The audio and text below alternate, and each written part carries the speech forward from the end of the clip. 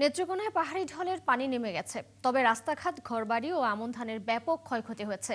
এদিকে বৃষ্টি ও পাহাড়ি ঢলে উত্তর ও মধ্যাঞ্চলে নদ নদীর পানি বাড়ছে। তিস্তার পানি বেড়ে বিপদসীমার খুব কাছ দিয়ে বইছে। পদ্মা ও যমুনার পানিও বাড়তির দিকে রয়েছে। এতে বিভিন্ন এলাকায় শুরু হয়েছে ভাঙন। নিম্নাঞ্চলে বন্যার শঙ্কা করছে পানি উন্নয়ন বোর্ড। সহকর্মীদের তথ্য ছবিতে প্রতিবেদন। নেত্রকোনার পাহাড়ি ঢলের পানি নেমে গেছে, কিন্তু ভেঙে দিয়ে গেছে বিভিন্ন কাঁচা পাকা সড়ক, মানুষের ঘরবাড়ি, স্কুল সহ বহু স্থাপনা। জেলার কলমাকান্দা উপজেলার বিভিন্ন ক্ষতিগ্রস্ত এলাকা পরিদর্শন করেছেন জাতীয় সংসদের ডেপুটি স্পিকার। তিনি জরুরি ভিত্তিতে সংস্কার কাজ শুরুর কথা জানিয়েছেন। ফাস্ট ফ্লাড হলে যেন ক্ষতিগ্রস্ত না হয় সেই বন্দোবস্ত করার জন্য আমরা চেষ্টা করছি। আমি আজকে সরজমিনে এখানে আসছি, কনসার্ন যারা সরকারি কর্মকর্তা আছেন ওনারাও এসছেন। খুবই দুঃখজনক, বাচ্চারা যে কালকে সকালে স্কুলে আসবে এই পরিস্থিতিটা নাই। তো জেলা শিক্ষা কর্মকর্তা আসছেন, উনি নিশ্চয়ই এই ব্যাপারে সচেতন থেকে কাজ করবেন এবং এডিসি জেনারেল সাহেবও আছেন। আমরা যেটা চেষ্টা করব, রাজনৈতিক দৃষ্টিকোণ থেকে যদি বলি, এলাকার জনপ্রতিনিধি হিসেবে আমার প্রথম কাজ হবে নেক্সট ফ্লাশ ফ্লাডের আগে যেন একটা প্রটেক্টিভ মেজার আমরা নিতে পারি। টানা বৃষ্টিতে গাইবান্ধার পলাশবাড়িতে তীব্র আকার ধারণ করেছে নদী ভাঙন। ক্ষতিগ্রস্ত এলাকায় সহযোগিতার আশ্বাস দিলেন উপজেলা নির্বাহী কর্মকর্তা। আর পানি উন্নয়ন বোর্ড বলছে, মন্ত্রণালয়ে চাহিদাপত্র অনুমোদনের জন্য পাঠানো হয়েছে। খোঁজ খবর নিয়ে কি ক্ষয়ক্ষতি হয়েছে তাদের সেই ক্ষয়ক্ষতি নিরূপণের জন্য এবং সহযোগিতা যা প্রয়োজন আমরা উপজেলা প্রশাসন থেকে করব। লালমনিরহাটে নদ নদীর পানি বাড়ার সঙ্গে সঙ্গে নিম্নাঞ্চল তলিয়ে যাচ্ছে। অনেক এলাকায় দেখা দিয়েছে ভাঙন। পানি উন্নয়ন বোর্ডের নির্বাহী প্রকৌশলী জানিয়েছেন, পানি বৃদ্ধি এবং কমার কারণে এই ভাঙন। ঠিকভাবে থাকতে পারি না, রান্না বান্না করতে পারি না, কতদিন আবার শুকনা চিরা মুড়ি খেয়ে থাকি। এদের যে সমস্যাটা হয়, এরা কোথাও যেতে পারে না। পানি যখন ওঠে এরা গরু ছাগল নিয়ে সমস্ত রাস্তা উঠে লাগে। বুধবার সকালে নীলফামারীর ডালিয়া পয়েন্টে তিস্তার পানি বিপদসীমার মাত্র 1 থেকে 2 সেন্টিমিটার নিচ দিয়ে প্রবাহিত হয়। খুব দ্রুত নেমে যাচ্ছে, আরও নামবে। ফরকাস্ট বলতেছে, আমার মতে এটা নিয়ে আর তো চিন্তা করার কোনো কারণ নেই। সিরাজগঞ্জে যমুনার পানি বাড়লেও এখনও ঝুঁকি তৈরি হয়নি। কোনো কোনো এলাকায় শুরু হয়েছে ভাঙন। পটুয়াখালীর কলাপাড়ায় টিয়াখালী নদীর পানির তোরে ধানখালীর মধ্য লোন্দা গ্রামের এক স্লুইস গেট সহ সড়ক দেবে গেছে। বন্ধ হয়ে গেছে পানি নিষ্কাশন। পিন্টু হাজং, ৭১। বিভিন্ন জেলায় নদ নদীর পানি বাড়ছে, শুরু হয়েছে ভাঙন। দুর্ভোগে সাধারণ মানুষ। এ বিষয়ে আরো তথ্য জানাতে লালমনিরহাট থেকে যুক্ত হচ্ছেন সহকর্মী মিলন পাটোয়ারি। মিলন, তিস্তার পানির বর্তমান অবস্থা কি, ভাঙনের গতি প্রকৃতি কেমন দেখতে পাচ্ছেন এবং এখানে বৃষ্টিপাত কি অবস্থা রয়েছে জানাবেন।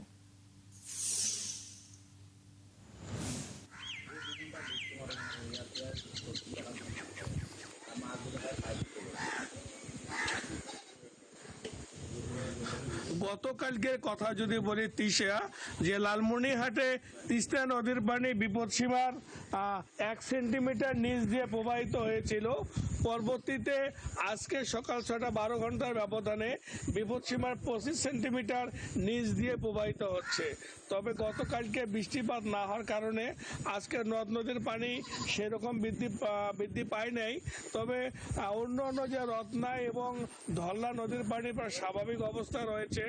তবে পানি উন্নয়ন বোর্ড আমাদের জানিয়েছে, যদি উজান থেকে ঢল আসে এবং বৃষ্টিপাত যদি আজকে যদি হয়, তাহলে হয়তো বা বিকালের পরবর্তীতে সময় তিস্তা নদীর পানি বৃদ্ধি পাওয়ার সম্ভাবনা রয়েছে। তবে যেভাবে পানি এখন অবস্থা রয়েছে, স্থিতিশীল অবস্থা, এবং তিস্তা নদীর পাড়ের যে সমস্ত অঞ্চলে গতকালকে রাতে যে পানি প্রবেশ করেছিল, সেই পানি আজকে সকালে বসত বাড়ি থেকে নেমে গেছে। এছাড়াও যে অন্য অন্য চর অঞ্চলগুলো থেকে পানি নামতে শুরু করেছে। তবে লালমনিরহাটে তিস্তা নদীর পানি যে ব্যারেজ পয়েন্টে বিপদসীমার নিচে থাকার কারণে যে নিচু অঞ্চলগুলোতে পানি নামতে শুরু করছে। এবং তবে তিস্তা পাড়ের লোকের একটাই দাবি, যে তাদের যে তিস্তা মহাপরিকল্পনা বাস্তবায়নের জন্য তারা সরকারের কাছে দাবি জানাচ্ছে। এই ছিল লালমনিরহাটে বন্যার সর্বশেষ খবর। মিলন পাটোয়ারি, ধন্যবাদ আপনাকে যুক্ত হবার জন্য। দর্শক, লালমনিরহাট থেকে যুক্ত ছিলেন সহকর্মী মিলন পাটোয়ারি। এই পর্যায়ে নদীর পানি বৃদ্ধি এবং ভাঙনের খবর জানাতে গাইবান্ধার পলাশবাড়ি থেকে যুক্ত হচ্ছেন সহকর্মী পাপুল সরকার। পাপুল, করতোয় পানি কি বিপদসীমা পার হয়েছে কিনা, বন্যা পরিস্থিতি নিয়ে কি বলছে আবহাওয়া অধিদপ্তর এবং ভাঙন প্রতিরোধে কি ধরনের ব্যবস্থা নেওয়া হয়েছে সে বিষয়ে একটু জানাবেন।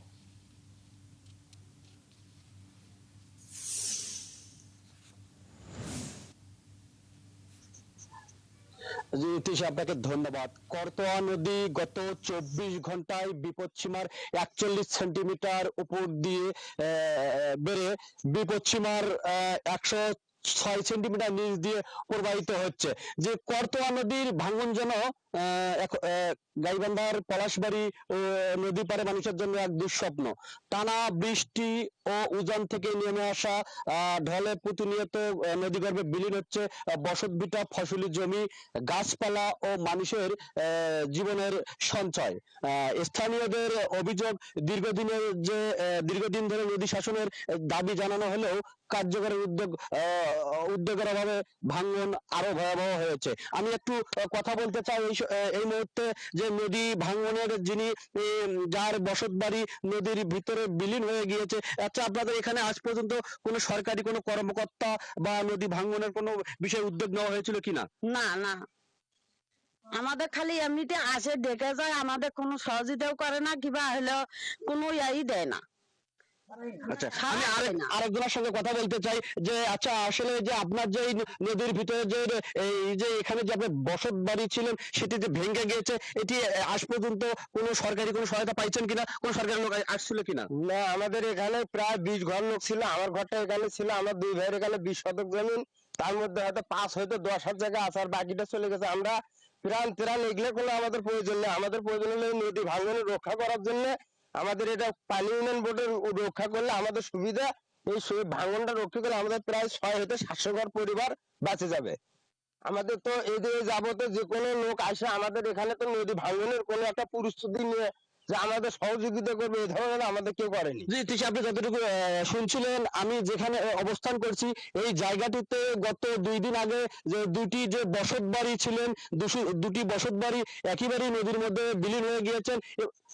যে আমি যে অবস্থা যেখানে দাঁড়িয়ে আছি এখান থেকে আপনার মাত্র 15 হাত যদি আমরা আজ যদি ভেঙে যায়, ভেঙে গেলে পুরো যে ইউনিয়নটা আছে, পুরো এই ইউনিয়নের একেবারেই ভয়াবহ বন্যার কবলে পড়ে যাবে। যে এই ছিল গাইবান্ধার পলাশবাড়ি করতোয়া নদীর পাড় থেকে তিশা। পাপুল, ধন্যবাদ আপনাকে যুক্ত হবার জন্য। দর্শক, নদ নদীর পানি বৃদ্ধি পাওয়ায় ভাঙন শুরু হয়েছে সেই খবরে যুক্ত ছিলেন আমাদের সহকর্মী পাপুল সরকার। ভোলায় আবারও ভয়ঙ্কর হয়ে উঠেছে মেঘনা। বর্ষা মৌসুমের শুরুতেই সদর উপজেলার শিবপুরে বিস্তীর্ণ এলাকা নদীতে বিলীন হয়ে গেছে। ঝুঁকির মুখে পড়েছে পানি উন্নয়ন বোর্ডের বেড়িবাঁধ, বহু ঘরবাড়ি, শিক্ষা প্রতিষ্ঠান সহ বিভিন্ন স্থাপনা। ভাঙন রোধে দ্রুত কার্যকর পদক্ষেপ না নিলে এই বর্ষায় 1000-এরও বেশি বাড়িঘর ও স্থাপনা ক্ষতিগ্রস্ত হবে বলছেন নদীপাড়ের বাসিন্দারা। কামরুল ইসলামের তথ্য ছবিতে প্রতিবেদন। একসময় ভোলার শিবপুর ইউনিয়নের নদীপাড়ে ছিল অসংখ্য বসতভিটা, ছিল খেলার মাঠ, মসজিদ, স্কুল সহ বিভিন্ন স্থাপনা। এগুলো এখন শুধুই স্মৃতি। বছরের পর বছর নদী ভাঙনে চোখের সামনেই বিলীন হয়েছে অসংখ্য পরিবারের ঘরবাড়ি, ফসলি জমি সহ কবরস্থান। কয়েকবার জায়গা বদল করে অনেকে আশ্রয় নিয়েছেন খাল এলাকার বেড়িবাঁধের পাশে, কিন্তু সেখানেও শুরু হয়েছে ভাঙন। এতে মাথা গোঁজার ঠাঁইটুকু হারানোর শঙ্কায় বাসিন্দারা। 3 ভাঙা দিছে আঙ্গুরে, অন্ত কই যামু কই থাও মনে আঙ্গুরটা তো চিন্তা তো মাথা ধরে গেছে। জি, বেড়িটা যদি ভাঙা লই যা আমার কে আর দিব, কে জায়গা দিব, কই থাকো। বাড়ির থেকেও নদী মনে করেন 20 হাত দূরে আছে। গত বছর বর্ষা থেকে এ পর্যন্ত মেঘনার ভাঙনের কবলে পড়েছে ধনিয়া থেকে শিবপুর ইউনিয়নের ভোলাখাল, বালুর মাঠ পর্যন্ত বিভিন্ন এলাকা। বিলীন হয়েছে 100-এরও বেশি ঘরবাড়ি। এখন ভাঙনের ঝুঁকিতে রয়েছে শহর রক্ষা বাঁধ সহ 1000-এরও বেশি বাড়িঘর ও স্থাপনা। গেছে বছর বস্তা আলাইছে, বস্তা আলার পরবর্তী বস্তাগুলা সরে গেলে এই নদীগুলা বেরির লগে বাইজা গেছে, বেরি ভাঙলে গেলে ভোলার শহরটা তলায় যাবে। এই রাত্রে সব বস্তা ডাইবে গেছে, পানির স্রোতে অন্য ঘাটটা গেছি, শিবপুরা ঘাটটা গেছি গিয়া, বালুর মাঠটা যাচ্ছে গিয়া ভাঙ্গিয়া। বসতবাড়ি রক্ষায় সিসি ব্লক দিয়ে বাঁধ নির্মাণের দাবিতে মানববন্ধন সহ বিক্ষোভ করেছেন এলাকাবাসী। তাদের অভিযোগ, আশ্বাস দিয়েও টেকসই বাঁধ না দিয়ে দায়সারা কাজ করছে পানি উন্নয়ন বোর্ড। এই পানি উন্নয়ন বোর্ড আমাদের শুধু আশ্বাস দিয়ে যাচ্ছে, আমাদের কোনো কার্যক্রমে আমরা মিল পাচ্ছি না। নামে মাত্র কিছু জিও ব্যাগ ফালাই দেওয়া যায়, এগুলো হচ্ছে পানির স্রোতে ভাইসা যায়। সিসি ব্লক দিয়ে এই নদী যদি বাঁধ না দেয় তাহলে এই বাঁধ থাকবে না, এই বাঁধ না থাকলে ভোলা শহর থাকবে না। অবশ্য পানি উন্নয়ন বোর্ডের নির্বাহী প্রকৌশলী জানান, শিবপুরের নদী ভাঙন রোধে দীর্ঘমেয়াদী প্রকল্প মন্ত্রণালয়ে পাঠানো হয়েছে। অনুমোদন পেলে কাজ শুরু হবে। দীর্ঘমেয়াদী পরিকল্পনা হিসেবে একটা উন্নয়ন প্রকল্প প্রণয়ন করা হয়েছে, যেখানে 4 কিলোমিটার নদীতে সংরক্ষণ কাজ, 6 কিলোমিটার বাঁধ পুনর্বাসন কাজ অন্তর্ভুক্ত করা হয়েছে। এই প্রকল্পটি প্রাকৃতিক ব্যয় প্রায় 686 কোটি টাকা। প্রকল্পের অনুমোদন হলে ব্লকের কাজ বাস্তবায়ন করে ভাঙনকে সম্পূর্ণরূপে প্রতিরোধ করা যাবে বলে আমরা আশা রাখি। ভোলা জেলায় পানি উন্নয়ন বোর্ডের 350 কিলোমিটার বেড়িবাঁধ রয়েছে। এর মধ্যে 49.66 কিলোমিটার বেড়িবাঁধ ও 60 কিলোমিটার নদীর তীর সিসি ব্লক দিয়ে সংরক্ষণ করা হয়েছে। মনিরা কাজুরি, ৭১। ভোলায় মেঘনা নদীতে ভাঙন পরিস্থিতির সর্বশেষ অবস্থা জানাতে যুক্ত হচ্ছেন সহকর্মী কামরুল ইসলাম। কামরুল, ভাঙন কোন কোন অংশে বেশি হচ্ছে? ভাঙন প্রতিরোধে ও ভুক্তভোগীদের ঘরবাড়ি রক্ষায় কি ধরনের পদক্ষেপ নিয়েছে প্রশাসন, জানাবেন।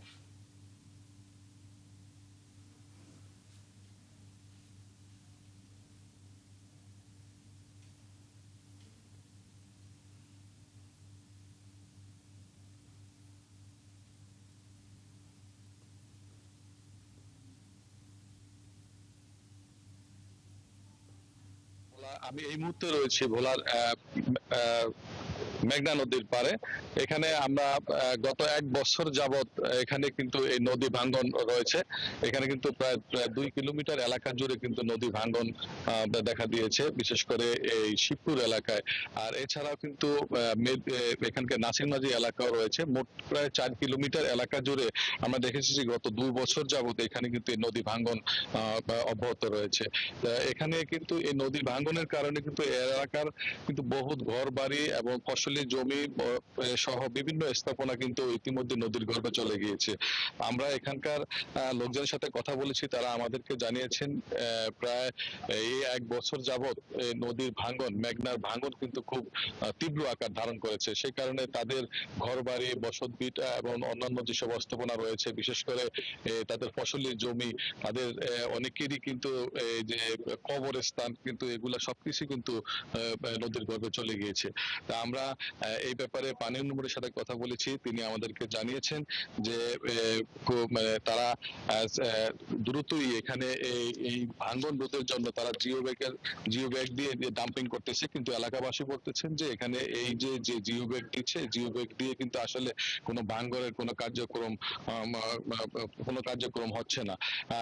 কারণ এই যে ব্যাগ দেওয়া হচ্ছে, সেই ব্যাগের ভিতরে যে বালু দেওয়া হচ্ছে, এই বালু মেঘনার ভাঙ্গনের কারণে তীব্র ঢেউয়ের স্রোতে এগুলা সবই কিন্তু বিলীন হয়ে যাচ্ছে। সেই কারণে এখানকার স্থানীয় লোকজনের দাবি যে সিসি ব্লক দ্বারা যেন এখানে টেকসই টেকসই বাঁধ দেওয়া হয়। তো আপনি দেখতে পাচ্ছেন যে এখান থেকে নদী থেকে মাত্র প্রায় 20 মিটার দূরে রয়েছে ভোলার শহর রক্ষা বাঁধ।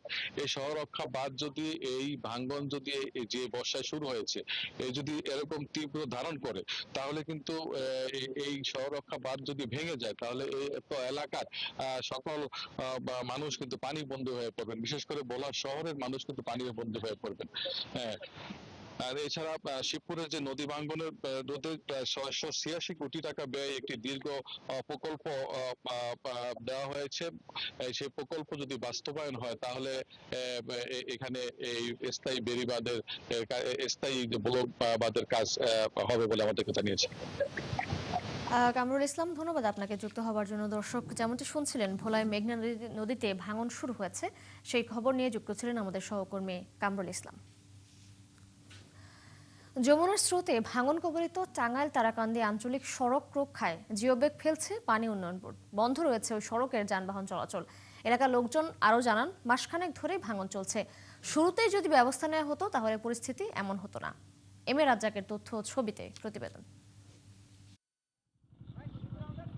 মঙ্গলবার রাত ৩টার দিকে গোপালপুর উপজেলার শাখারিয়া এলাকায় যমুনা নদীর প্রায় ৬০ মিটার অংশে ভাঙন শুরু হয়। এতে টাঙ্গাইল তারাকান্দি সড়কে সকল ধরনের যান চলাচল বন্ধ রাখা হয়েছে।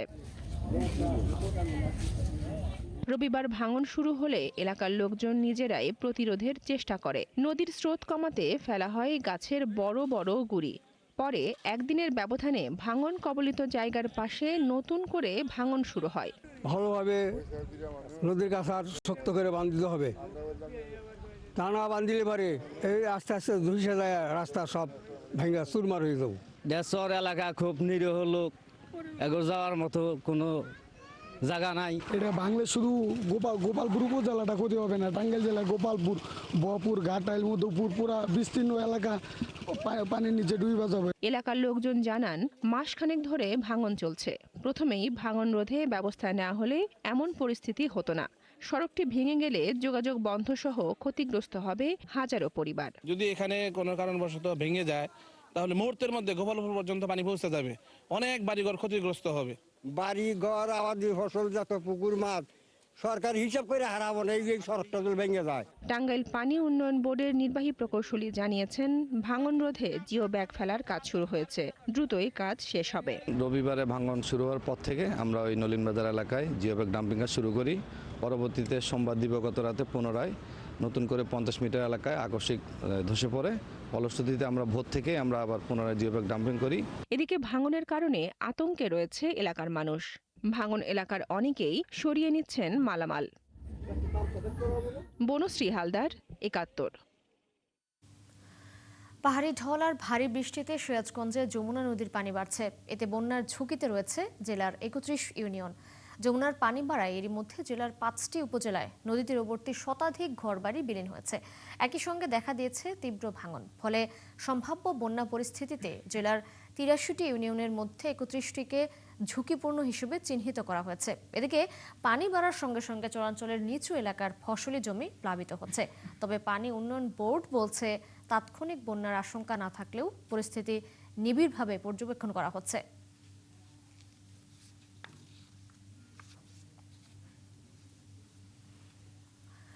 এবারের বন্যায় চট্টগ্রামের ৫ উপজেলায় ব্যাপকভাবে ক্ষতিগ্রস্ত হয়েছে হাঁস, মুরগি ও গবাদি পশুর খামার।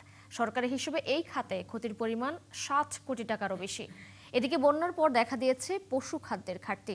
এতে দিশেহারা খামারিরা চেয়েছেন সরকারি সহযোগিতা। তবে প্রাণী সম্পদ অফিস যেটি বলছে, বন্যার পর মড়ক ঠেকাতে বন্যাক্রান্ত এলাকাগুলোতে গবাদি পশুর টিকাদান কর্মসূচি শুরু হয়েছে। তাই আতঙ্কিত না হবার পরামর্শ কর্মকর্তাদের। প্রণবেশ চক্রবর্তীর প্রতিবেদন, ক্যামেরায় ছিলেন জহিরুল ইসলাম।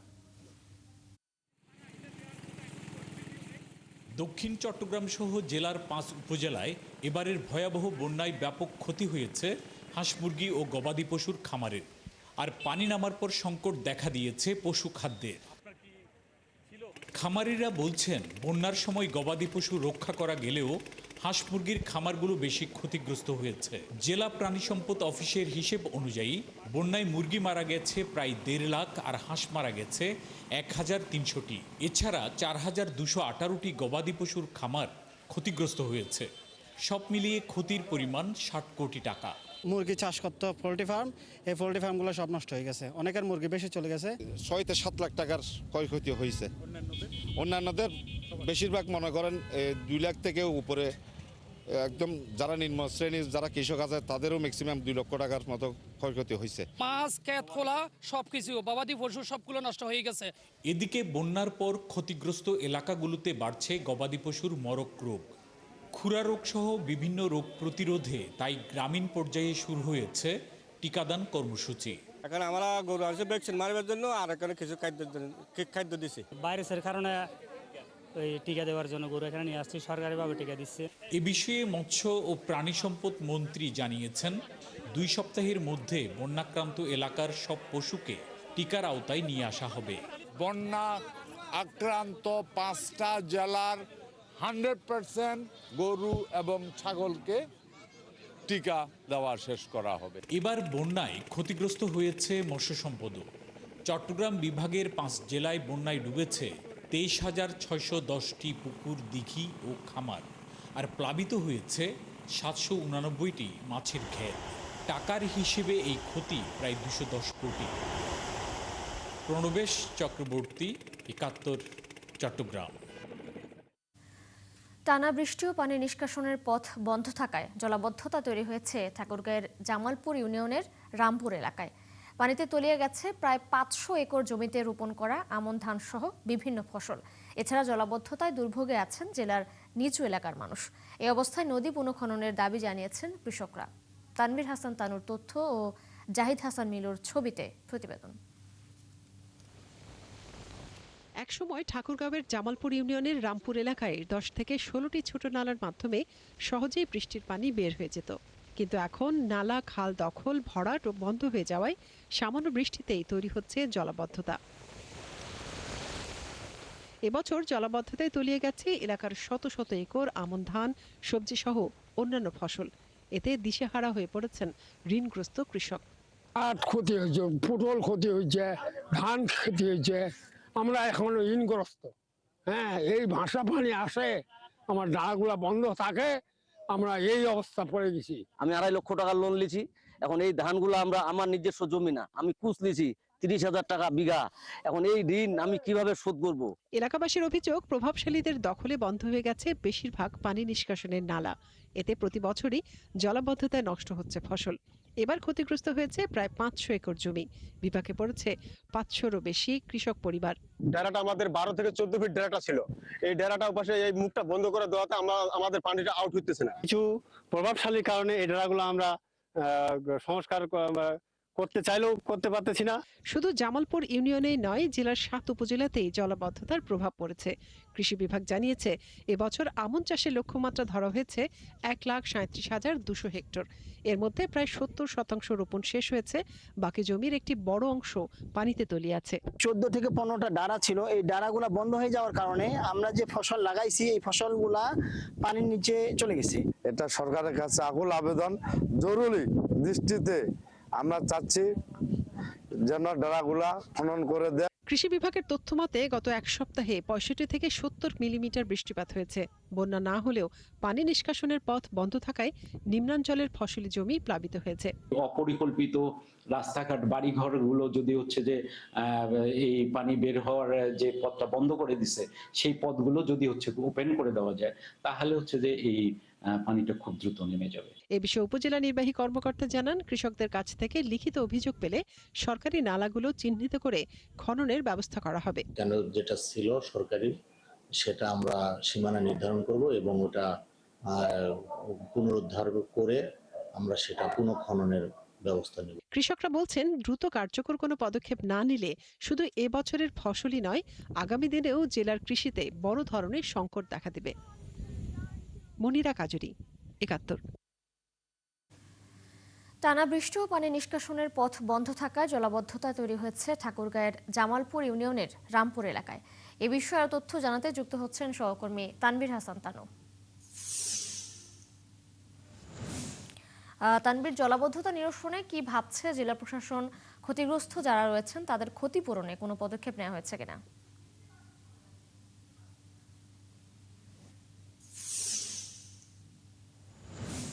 আপনাকে জানিয়ে রাখি, ঠাকুরগাঁও জামালপুর রামপুর এলাকায় কিন্তু ইতিমধ্যে এই কয়েকদিনের বৃষ্টিপাতে কিন্তু জলাবদ্ধতার সৃষ্টি হয়েছে। এতে করে বিপাকে পড়েছে কিন্তু 5 শতাধিক কৃষক।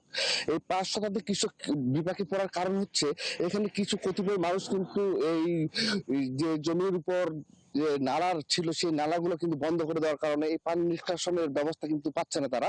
ফলে কিন্তু আমন ধান এবং কিছু ফসল কিন্তু এখানে তলিয়ে গেছে। এতে করে বিপাকে যেমন সাধারণ কৃষকরা রয়েছে এবং পানি নিষ্কাশনের জন্য তারা কিন্তু ইতিমধ্যে কৃষি অফিস এবং উপজেলা অফিসে কিন্তু অভিযোগ জানিয়েছেন।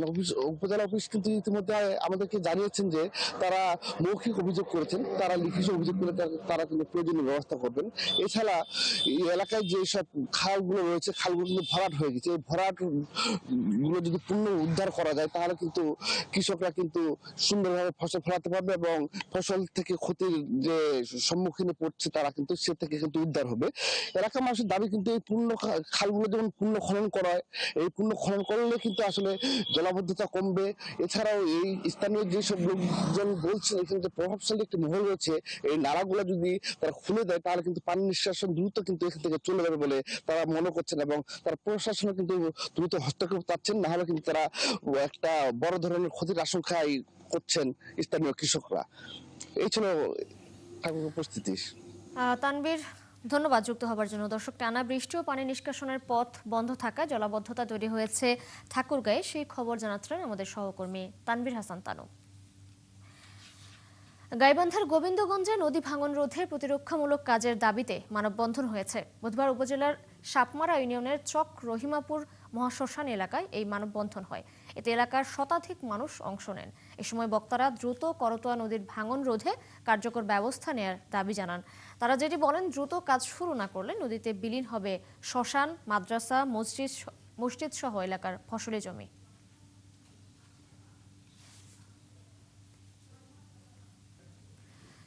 চুয়াডাঙ্গায় অতিবৃষ্টিতে কৃষকের রোপা আউশ ধান সহ বিভিন্ন ফসল পানিতে ডুবে গেছে, ভেসে গেছে পুকুরের মাছও। এতে কৃষকদের বিঘা প্রতি 7 থেকে 8 হাজার টাকার ক্ষতি হয়েছে। এম এ মামুনের তথ্য ও ছবিতে প্রতিবেদন। পানিতে ভাসছে কৃষকের কষ্টের ফসল। টানা বৃষ্টিতে চুয়াডাঙ্গা জেলায় তলিয়ে গেছে সদ্য রোপণ করা কৃষকের হাজার হাজার হেক্টর রোপা আউশ ধান, ধানের চারা এবং বিভিন্ন ফসল। কৃষকরা জানান, বৃষ্টিতে তাদের ফসল ডুবে যাওয়ার পাশাপাশি ভেসে গেছে পুকুরের মাছও। আউশ ধানের বীজতলাও ডুবে গেছে।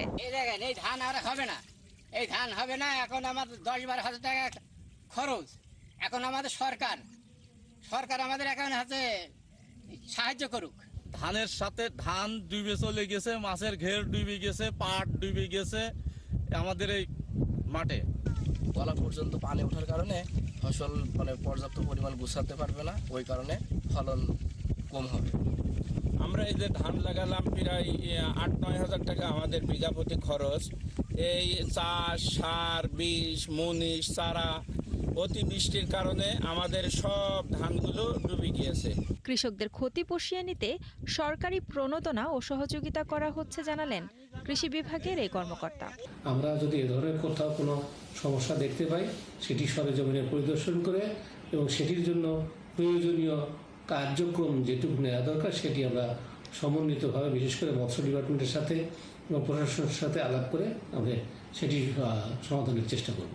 কৃষি সম্প্রসারণ অধিদপ্তরের তথ্য অনুযায়ী বর্ষা মৌসুমে জেলায় সর্বমোট 626 হেক্টর জমির ফসল পানিতে তলিয়েছে। শান্ত ইসলাম, ৭১। পটুয়াখালীর কলাপাড়ায় টানা বৃষ্টিতে পায়রা বন্দরের আবাসিক ভবন এলাকায় প্রায় 100 ফুট দৈর্ঘ্যের দুটি সীমানা দেয়াল ধসে পড়েছে। মঙ্গলবার পায়রা বন্দরের উত্তর পাশের ছোয়ানি খালের মধ্যে সীমানা দেয়াল দুটি ধসে পড়ে। এ বিষয়ে পায়রা বন্দরের ট্রাফিক বিভাগের উপপরিচালক আজিজুর রহমান জানান, বিষয়টি তাদের পর্যবেক্ষণে রয়েছে। বৃষ্টি শেষ হলে ঠিকাদারের মাধ্যমে মেরামত করা হবে। এর আগে 2023 সালে এবিএম ওয়াটার কোম্পানি নামের একটি ঠিকাদারি প্রতিষ্ঠান 11 কোটি টাকা ব্যয়ে 3000 ফুট দৈর্ঘ্যের এই সীমানা প্রাচীরটি নির্মাণ করে।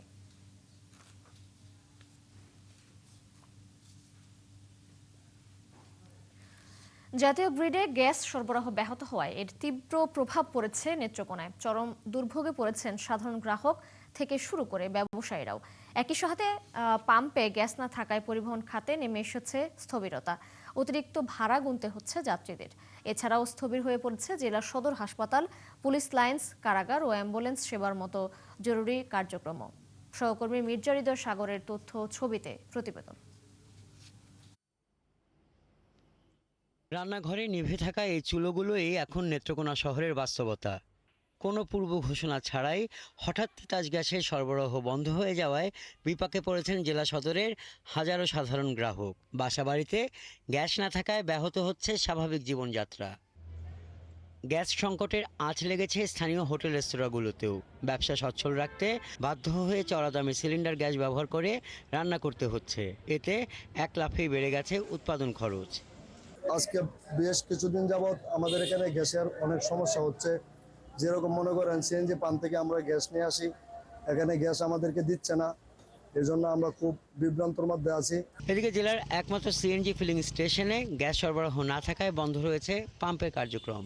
গ্যাস না পেয়ে রাস্তায় অটোরিকশা চলাচল সীমিত হয়ে গেছে। গ্যাসের জন্য আমি যাব কলমাকান্দা, ময়মনসিংহ গ্যাস নাই, মনে হচ্ছে নেত্রকোনাতে গ্যাস নেব, এখানেও গ্যাস নাই। এখন কি যে হয় বলা যাচ্ছে না। আমরা চলাচল করুন কি দিয়ে সামনের দিকে, আমরা চলার তো কোনো ব্যবস্থা নাই। আগে ভাড়া ছিল 120 টাকা যত সম্ভব আপনার মোহনগঞ্জ, এখন ভাড়া চাচ্ছে 150 টাকা। পাম্প কর্তৃপক্ষ জানিয়েছে জাতীয় গ্রিড থেকে গ্যাস সরবরাহ সম্পূর্ণ বন্ধ থাকায় প্রতিদিন বিপুল পরিমাণ আর্থিক লোকসান গুনতে হচ্ছে। আমরা একদম গ্যাস পাচ্ছি না। গ্যাস না পাওয়ার দরুন আমরা একাধিকবার তিতাসের সাথে ইভেন আজকেও আমরা যোগাযোগ করছি, তো তারা অফিসিয়ালি যারা জানাইছে যে লাইনে গ্যাস কম। সংকটের প্রভাব পড়েছে জেলার জরুরি সেবা খাতগুলোতেও। তিতাস গ্যাস কর্তৃপক্ষ বলছে এরই মধ্যে গ্যাস সংকটের বিষয়ে মাইকিং হয়েছে। আশা করা যাচ্ছে খুব দ্রুতই সমাধান হবে। আজকে সকাল থেকে টার্মিনাল সম্পূর্ণ বন্ধ হয়ে যাওয়াতে এলএনজি টার্মিনাল একেবারে গ্যাস সরবরাহ শূন্যে নেমে গেছে। তো আমাদের বর্তমানে গ্যাস সরবরাহ একেবারে শূন্য, তো যে কারণে গ্রাহক পর্যায়ে কোনো গ্যাস আমরা আপাতত সরবরাহ করতে পারছি না। নেত্রকোনায় Titas gas transmission and distribution পিএলসির মোট গ্রাহক 5600। হাসান আহমেদ, 71। জাতীয় গ্রিডে গ্যাস সরবরাহ ব্যাহত হওয়ায় নেত্রকোনার চরম দুর্ভোগে পড়েছেন সাধারণ গ্রাহক থেকে ব্যবসায়ীরা। এ বিষয়ে সর্বশেষ অবস্থা জানাতে যুক্ত হচ্ছেন সহকর্মী মির্জা হৃদয় সাগর।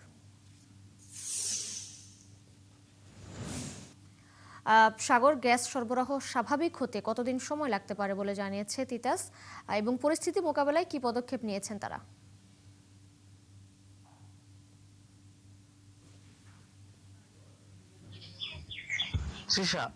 প্রতিবেদনে যেমনটি জানাচ্ছিলেন যে জাতীয় গ্রিডে গ্যাস সরবরাহ বন্ধ থাকায় তিতাস গ্যাসের যে শাখাগুলো আছে সবগুলোতে প্রভাব পড়েছে, তবে সবচেয়ে বেশি প্রভাব পড়েছে নেত্রকোনা জেলা।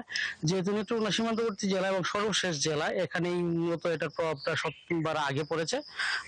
আমরা তিতাস গ্যাস কর্তৃপক্ষের সাথে কথা বলেছিলাম, তারা যেটি বলেছে যে তারা এটি সমাধানের জন্য চেষ্টা করছে, দ্রুতই এটা সমাধানে আশ্বাস দিয়েছে, হয়তো 1-2 দিনের মধ্যেই এটার সমাধান আসবে।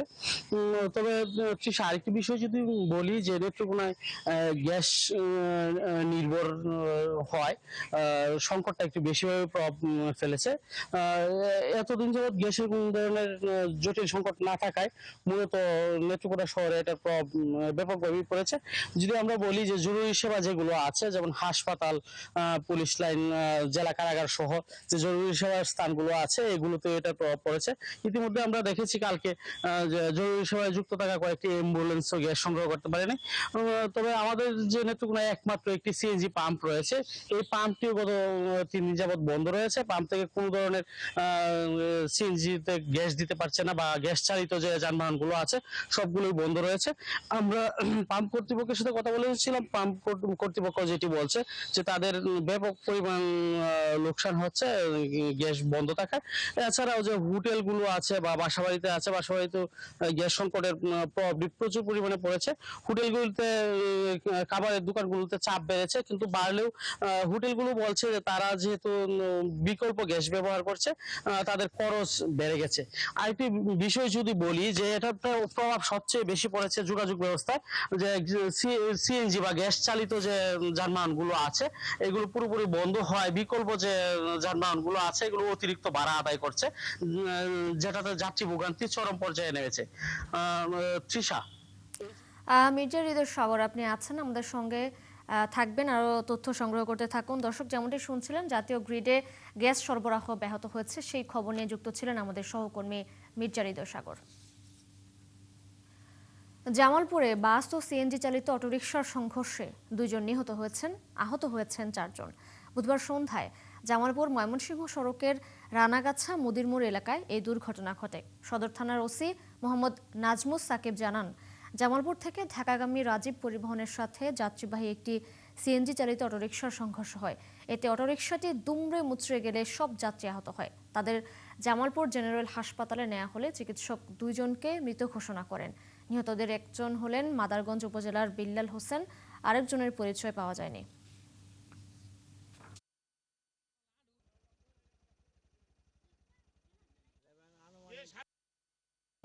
যিনি মারা গেছেন তার নাম হচ্ছে বিল্লাল হোসেন, উনি মাদারগঞ্জের অধিবাসী, আমৃতলা গ্রাম।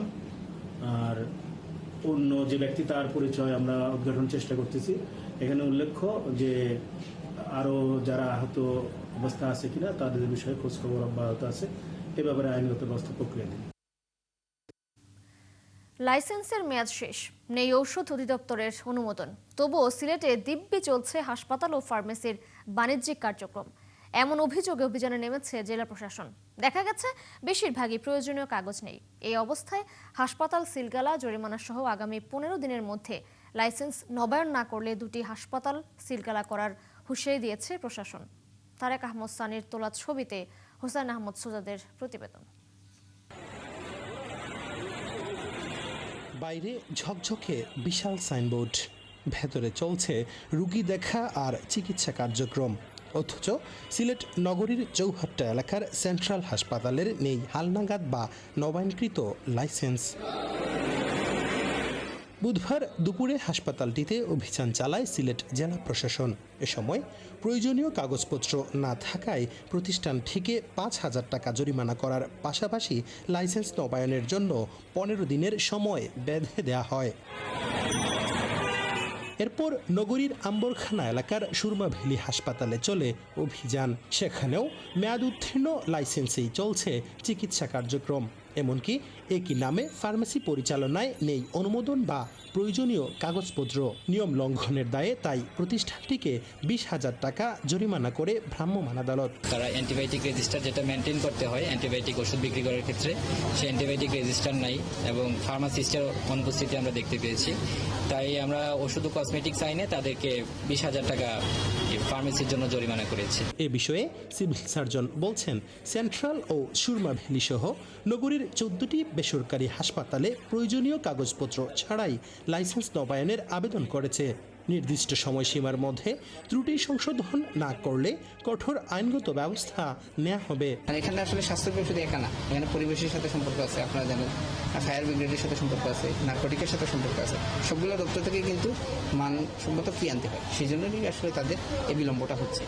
এখন পর্যন্ত সিলেট নগরীর 6টি হাসপাতালে অভিযান চালিয়েছে জেলা এখন পর্যন্ত সিলেট নগরীর 6টি হাসপাতালে অভিযান চালিয়েছে জেলা প্রশাসন ও সিভিল সার্জন, যার মধ্যে সেফওয়ে হাসপাতালকে সিলগালা করা হয়েছে এবং বাকিদের জরিমানা করে সতর্কবার্তা দেওয়া হয়েছে। হুসাইন আহমেদ সুজাদ, 71 সিলেট। ঢাকা সিলেট চট্টগ্রাম রেলপথ ডুয়েল গেজ ডাবল লাইনে উন্নীত করার উদ্যোগ নেওয়া হয়েছে। এরই মধ্যে প্রকল্পের সম্ভাব্যতা সমীক্ষার কাজ শুরু হয়েছে। রেল কর্মকর্তারা জানান, প্রকল্পটি বাস্তবায়িত হলে ট্রেন চলাচলের সক্ষমতা ও গতি বাড়বে, কমবে যাত্রা সময়। মুহিত দিদারের তথ্য ছবিতে প্রতিবেদন। পর্যটন নগরী সিলেটে প্রতিদিন দেশের বিভিন্ন প্রান্ত থেকে হাজার হাজার পর্যটক প্রকৃতির সৌন্দর্য উপভোগ করতে ছুটে আসেন, কিন্তু সেই যাত্রাপথ মোটেও স্বস্তিদায়ক নয়। একক রেল লাইনে নিয়মিত ক্রসিংয়ের জন্য ঘন্টার পর ঘন্টা অপেক্ষা করতে হয় যাত্রীদের। বর্তমানে সিলেট ঢাকা রুটে 4টি এবং সিলেট চট্টগ্রাম রুটে 2টি আন্তনগর ট্রেন চলাচল করছে। তবে এখনো সিঙ্গেল মিটার গ্রেজ লাইন হওয়ায় ট্রেন চলাচলের সুবিধা পাচ্ছেন না যাত্রীরা। ক্রসিং করতে করতে প্রায় 12-13 ঘন্টা সময় লেগেছে। যদি ডুয়েল গেজ রেল সেবাটা থাকতো সেক্ষেত্রে আমার মনে হয় না 5-6 ঘন্টার বেশি সময় লাগতো। এখন মানুষ স্বাচ্ছন্দ্য যোগাযোগের জন্য ট্রেনটাকে সবসময় বেশি অধিকার দেয়।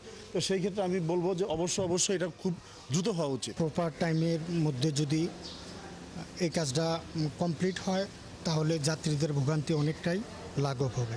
সিলেট রেলওয়ে স্টেশন কর্তৃপক্ষ জানায়, ব্রডগেজ ব্যবস্থা চালু হলে বড় আকারের কোচ সংযোজন করলে যাত্রী ধারণ ক্ষমতা উল্লেখযোগ্যভাবে বাড়বে, অন্যদিকে ভ্রমণ হবে আরও আরামদায়ক।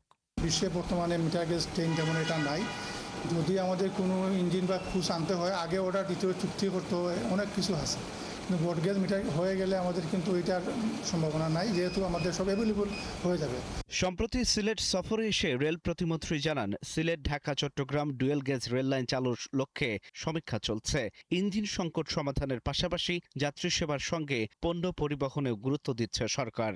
আমরা সিলেটেও আমরা ব্রড গেজ ডাবল ডুয়েল গেজের যে কাজগুলি সেগুলি আমরা আমাদের প্রধানমন্ত্রীর নির্দেশনার পর এগুলি সমীক্ষা পর্যায়ে রয়েছে। আমরা মনে করি রেলকে লাভবান করতে হলে আমাদের পণ্য পরিবহনের দিকেও আমাদেরকে নজর দিবে, সেই দিকেও আমাদের নজর আছে যে পণ্য আমাদের কিভাবে এটাকে বৃদ্ধি করা যায়, সেখান থেকে রেল কিভাবে লাভবান আসতে পারে। ডাবল লাইন চালু হলে ভ্রমণের সময় 1 থেকে 2 ঘন্টা পর্যন্ত কমে আসবে। ব্রডগেজ কোচ সংযুক্তের মাধ্যমে কমে প্রতিটি বগিতে আসন সংখ্যা বেড়ে হবে 105টি। আল ইমরান, ৭১। নারায়ণগঞ্জের বিভিন্ন সড়ক, শিক্ষা প্রতিষ্ঠান, দেয়াল ও গুরুত্বপূর্ণ স্থাপনায় এখনও রয়েছে ২৪শে জুলাই অভ্যুত্থানের গ্রাফিতি। রংতুলিতে আঁকা এসব দেয়ালচিত্রে উঠে এসেছে বৈষম্যহীন সমাজ, দুর্নীতিমুক্ত প্রশাসন, ন্যায় বিচার, সুশাসন ও নতুন বাংলাদেশের স্বপ্ন। তবে এখন সেই প্রত্যাশা পূরণ নিয়ে উঠছে নানা প্রশ্ন। হাবিবুর রহমানের তথ্য ছবিতে প্রতিবেদন। নারায়ণগঞ্জ শহরে চাষারা, ২ নম্বর রেলগেট, দেওভোগ, খানপুর, ফতুল্লা, সিদ্ধিরগঞ্জ সহ বিভিন্ন এলাকায় এখনও দেখা যায় আন্দোলনের সময় আঁকা গ্রাফিতি। কোথাও কোথাও সেগুলো অক্ষত রয়েছে, কোথাও আবার নতুন রঙের প্রলেপে কিছুটা মুছে গেছে। রংতুলিতে আঁকা এসব দেয়াল চিত্রে রয়েছে বৈষম্যহীন সমাজ, দুর্নীতিমুক্ত প্রশাসন, ন্যায় বিচার, সুশাসন এবং নতুন বাংলাদেশ গড়ার স্বপ্ন। কিন্তু তা কতটুকু বাস্তবায়ন হয়েছে সে নিয়ে উঠেছে প্রশ্ন। দেয়ালের লিখনগুলোতে ফুটে উঠেছিল বৈষম্যহীন একটি রাষ্ট্র, এবং যেই রাষ্ট্রে প্রত্যেক নাগরিক তার সমান অধিকার পাবে, প্রত্যেকটা জাতি এই বাংলাদেশে সুন্দরভাবে বসবাস করবে। কিন্তু আমরা জুলাইয়ের পরে সেই গ্রাফিতির আর কোনো বাস্তবায়ন ওইভাবে আমরা দেখতে পাই না। ছাত্র জনতা যে আকাঙ্ক্ষা নিয়ে জুলাই গণঅভ্যুত্থান হয়েছিল, সে আকাঙ্ক্ষার আমার মনে হয় না যে 20% বাস্তবায়ন হয়েছে। জুলাই সনদ বাস্তবায়ন হয় নাই, আদৌ এটা আলোর মুখ দেখবে কিনা এটা সন্দেহহীন আছে। জাতীয় নাগরিক পার্টির জেলা সাংগঠনিক সম্পাদক জানান, জুলাই আন্দোলনের মূল লক্ষ্য বৈষম্যহীন, গণতান্ত্রিক ও জবাবদিহিমূলক রাষ্ট্র গঠন, যা বাস্তবায়ন করতে এখনও অনেক কাজ বাকি রয়েছে। আমরা এই জুলাইকে কেন্দ্র করে উদ্যোগ নিয়েছি আবারও এই ২৪-এর মতো, ২৪-এর জুলাইয়ের মতো, আগস্টের মতো, আগস্ট পরবর্তী সময়ে যেভাবে গ্রাফিতি অঙ্কন হয়েছিল, আমরা জাতীয় নাগরিক পার্টি নারায়ণগঞ্জ জেলা এবং এর সহযোগী অঙ্গ সংগঠন উদ্যোগ নিয়েছি। আমরা এবছর এই জুলাইকে কেন্দ্র করে আমরা বিভিন্ন জায়গায় আবার গ্রাফিতিগুলো অঙ্কন করব। সুশীল সমাজের প্রতিনিধিদের মতে, জুলাই আন্দোলনের অঙ্গীকার বাস্তবায়নে প্রশাসন, রাজনৈতিক নেতৃত্ব এবং নাগরিক সমাজকে সমন্বিতভাবে কাজ করতে হবে। 2 বছর যেতে না যেতেই সেই গ্রাফিতিগুলি যেমন মলিন হয়ে যাচ্ছে, তেমনি সেই আকাঙ্ক্ষাগুলিও কেন যেন বিস্তৃত হয়ে যাচ্ছে। প্রত্যাশা করি নতুন বাংলাদেশের যে স্বপ্ন আমাদের শিক্ষার্থী জনতা, শ্রমিকরা দেখেছিল, সেই স্বপ্ন বাস্তবায়নের পথে আমাদের এই সরকার হাঁটবেন। নগরবাসীর মতে, আন্দোলনের পর প্রশাসনিক কিছু পরিবর্তন এবং নাগরিক সেবা উন্নয়নে উদ্যোগ নেওয়া হয়। তবে জলাবদ্ধতা, তীব্র যানজট, দখল, পরিবেশ দূষণ, নাগরিক ভোগান্তি, কর্মসংস্থান সংকট রয়েছে আগের মতোই। শাকিলা সিথি, ৭১। সাভারে যোগ্যতার ভিত্তিতে সরাসরি কাজে প্রবেশ করার সুযোগ দিতে তৃতীয় লিঙ্গের মানুষের জন্য অনুষ্ঠিত হয়েছে চাকরি মেলা। এতে উচ্ছ্বসিত আগ্রহীরা। তারা বলছেন, অনুকম্পায় নয়, যোগ্যতার ভিত্তিতে চাকরি বা ব্যবসা করে বেঁচে থাকতে চান তারা। ঢাকা ১৯ আসনের সংসদ সদস্য তাদের বিভিন্ন কাজে যুক্ত করার আশ্বাস দিয়েছেন। রায়ান বিন আমিনের প্রতিবেদন। সাভার উপজেলায় তৃতীয় লিঙ্গের শতাধিক সদস্য বসবাস করেন। দীর্ঘদিন ধরে সরকারি সহায়তায় ও স্থানীয় উদ্যোগে তাদের পুনর্বাসন এবং কর্মসংস্থানের কাজ চলছে। সেই ধারাবাহিকতায় এবার তাদের জন্য আয়োজন করা হলো চাকরি মেলা। বুধবার সাভার উপজেলা পরিষদের হলরুমে এই মেলার আয়োজন করে জিইউএস ও এসপিইডি। এতে উপজেলা থেকে আসা তৃতীয় লিঙ্গের প্রায় অর্ধশত ব্যক্তি অংশ নেন এবং তাদের জীবন বৃত্তান্ত জমা দেন। মেলায় বিভিন্ন প্রতিষ্ঠানের কর্মকর্তাদেরও আমন্ত্রণ জানানো হয়। এমন একটি আয়োজনে খুশি আগ্রহীরা। বলছেন, মানুষের কাছে হাত পেতে নয়, সম্মানের সাথে চাকরি বা ব্যবসা করে চলতে চান তারা। আমাদের না সবাই এক একজন এক এক রকম করে আমাদের ভাবে, আসলে আমাদের জীবনটা কি থেকে শুরু হয়, কেন আমরা এই পথে আসি, দেন আমরা যে সমাজের বোঝা না, আমরা যে সমাজে এগিয়ে যেতে চাই বা এগিয়ে যেতে সমাজের মূল স্রোতের সাথে মিশে চলতে চাই, এই জিনিসটাই এখানে তুলে ধরা। আমার নিজস্ব একটা একাডেমি আছে। আমি চাই আমার মতো আরো যত হিজড়া ভাই বোন আছে সবাই হলো তারা নিজের পায়ে দাঁড়াক, মানে মানুষের কাছে হাত না পাতুক। আমরা আসলে সবাই কর্ম করে খেতে চাই, যেহেতু আমাদের পেশা যে ভিক্ষাবৃত্তিটা, এটা আসলে আমরা যাতে মূল স্রোতধারায় ফিরে আসতে পারি, এই জন্য আমরা উদ্যোক্তা হতে চেষ্টা করি। উদ্যোক্তারা জানান, এই জনগোষ্ঠীর সদস্যদের স্বাভাবিক জীবনযাত্রা ফিরিয়ে আনতে এবং কর্মঠ হিসেবে গড়ে তুলতে তাদের এই উদ্যোগ। এতে বিভিন্ন কোম্পানিও সাড়া দিয়েছে। সিভি রেখেছে, আমরা বলছি যে এই দক্ষতা অনুযায়ী আছে এবং তাদেরকে যদি আপনাদের পছন্দ হয় আপনারা তাদেরকে চাকরি দিয়ে দিবেন। এইভাবে আমাদের হয়েছে এবং আমরা অনেক ইনভাইট করি, তারা আসেন এখানে। অনুষ্ঠানে উপজেলা নির্বাহী কর্মকর্তা সহ ঢাকা ১৯ আসনের সংসদ সদস্য ডাক্তার দেওয়ান মোহাম্মদ সালাউদ্দিন বাবু উপস্থিত ছিলেন। এ সময় আগ্রহীদের বিভিন্ন কাজে যুক্ত করার আশ্বাস দেন তিনি। আত্মবিশ্বাসটা ফিরে আসলেই কিন্তু তাদের অনেক চাকরি হবে। এখানে কিন্তু মনে করে তারা কি দিলে ঠিক মতো কাজ করবে, তারা কি আমার উপর চড়া হবে কিনা, তাদের উপর আত্মবিশ্বাসটা কিন্তু বেশিরভাগ জায়গায় নেয়। সেই জায়গাটা ফিরে আনার জন্য তাদেরকে আগে সুযোগ দিতে হবে। এর আগে তৃতীয় লিঙ্গের জনগোষ্ঠীর উদ্যোগে computer course, parlour training centre, সেলাই প্রশিক্ষণ কাজগুলো ঘুরে দেখেন অতিথিরা। এরপরে জনগোষ্ঠীর বিভিন্ন কার্যকলাপ নাটিকার মাধ্যমে উপস্থাপন করা হয়। রায়ান বিন আমিন, ৭১, সাভার। নেত্রকোনার দুর্গাপুরে সাংবাদিকদের পেশাগত দক্ষতা বাড়াতে মাল্টিমিডিয়া ফ্যাক্ট চেক ও এআই বিষয়ক 3 দিনের প্রশিক্ষণ কর্মশালা শুরু হয়েছে।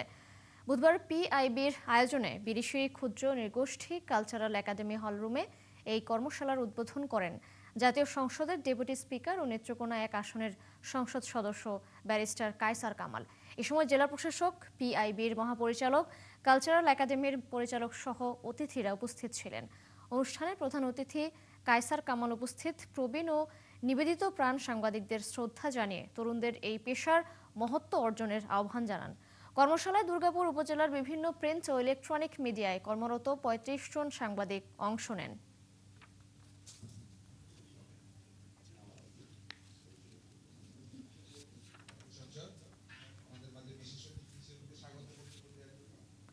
দর্শক, চলছে দেশচোখ সরাসরি সংবাদ অনুষ্ঠান দেখতে চোখ রাখুন ৭১-এর ফেসবুক পেজে এবং সাবস্ক্রাইব করুন ৭১-এর ইউটিউব চ্যানেল। থাকুন ৭১-এর সাথেই।